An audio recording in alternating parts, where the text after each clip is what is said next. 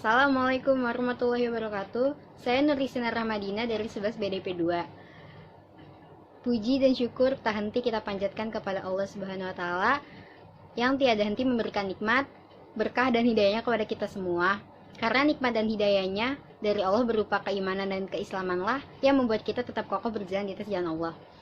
Salawat dan salam semoga tetap tercurah kepada junjungan kita Nabi Muhammad yang diutus oleh Allah ke muka bumi ini sebagai rahmatan lil alamin. Jadi sini saya akan membawakan dakwah, yaitu apa sih keutamaan menuntut ilmu.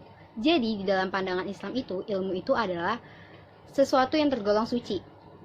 Ilmu bagaikan pelita atau cahaya di malam yang gelap. Seseorang tidak akan dapat berjalan di malam yang gelap tanpa adanya cahaya atau pelita.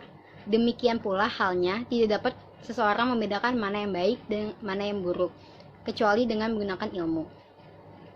Mengenai perintah menuntut ilmu, Allah memerintahkan secara tersirat dalam wahyu yang pertama diturunkan kepada Nabi Muhammad, yaitu Quran Surat Al-Alaq ayat 1-5, yang artinya, bacalah dengan menyebut nama Tuhanmu yang menciptakan.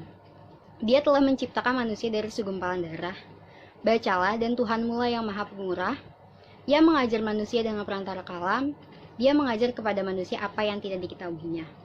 Wahyu pertama ini sebagai tanda pengangkatan Nabi Muhammad menjadi utusan Allah memerintahkan Iqra yang artinya bacalah.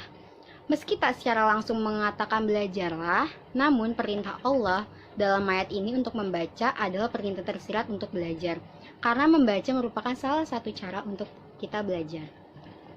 Tegasnya menuntut ilmu itu wajib bagi setiap orang Islam, meskipun di tempat yang jauh dari negerinya. Sebagaimana sabda Nabi Muhammad SAW, tuntutlah ilmu walaupun di negeri Cina, karena sesungguhnya menuntut ilmu itu wajib bagi setiap muslim. Sesungguhnya para malaikat akan meletakkan sayap-sayap mereka pada penuntut ilmu karena ridho terhadap ilmu yang dituntutnya. Hadis riwayat Ibnu Abdi Albar. Dari hadis di atas dapat disimpulkan bahwa hukum menuntut ilmu pada dasarnya adalah wajib atau fardu. Ada yang sifatnya fardu ain seperti menuntut ilmu agama, terutama yang berkaitan dengan ibadah kepada Allah, seperti cara berwudu, sholat, dan sebagainya. Ada pula yang hukumnya fardu kifayah, yaitu ilmu-ilmu yang dibutuhkan untuk mendukung urusan-urusan dunia seperti ilmu kedokteran, ilmu hitung, pembagian wasiat, harta waris, dan lainnya. Ada banyak sekali keutamaan ilmu yang dijelaskan dalam Al-Quran dan Sunnah Rasulnya. Selanjutnya yang tak kalah penting untuk direnungkan adalah bahwa pada suatu saat nanti yang kita tidak ketahui kapan datangnya, mungkin hari ini, esok, atau kapan saja Allah berkehendak, malaikat maut akan datang untuk menjemput kita untuk menjalani kehidupan yang lain di alam yang berbeda. Ketika masa itu tiba, tidak ada lagi yang dapat kita lakukan untuk menambah pundi-pundi pahala kita. Terputuslah kita dari kehidupan dunia kecuali 3 hal, yaitu sedekah jariyah, ilmu yang bermanfaat, serta anak soleh yang selalu mendoakan. Selain mengamalkan ilmu yang kita miliki, kita juga diperintahkan untuk berbagi ilmu atau mengajarkan ilmu yang kita miliki kepada orang lain. Jika kita mengajarkan ilmu pengetahuan kepada orang lain, kita tidak akan kehilangan ilmu tersebut, tetapi malah semakin menambah penguasaan kita terhadap ilmu tersebut. Ilmu pengetahuan itu berkembang seiring dengan perkembangan zaman. Jika kita berhenti belajar, sementara ilmu pengetahuan akan semakin berkembang, maka kita akan tertinggal. Oleh karena itu, proses belajar manusia itu tidak hanya terhenti ketika kita menyelesaikan studi di bangku pendidikan. Karena itulah proses belajar manusia seharusnya berawal dari sejak dilahirkan hingga kematian menjemput.